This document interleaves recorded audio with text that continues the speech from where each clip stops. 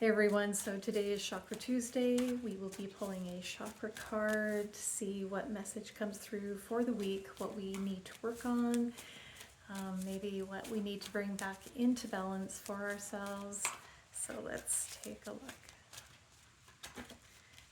Self-esteem, confidence, self-love, self-worth, and pride. And that's what it looks like. So this has to do with the solar plexus chakra, so that is just above the belly button.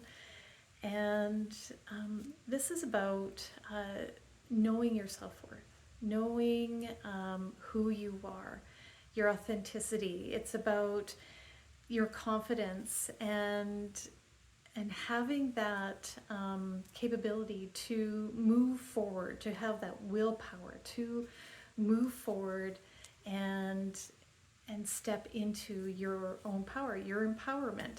And when that is out of balance, we might not feel like we're in control of what happens in our lives. Maybe we feel like we don't have the confidence to move forward or the self-esteem. Maybe we just don't feel very worthy or don't think highly of ourselves. And maybe it's the other end of the spectrum where we are almost arrogant and think that we are better than others.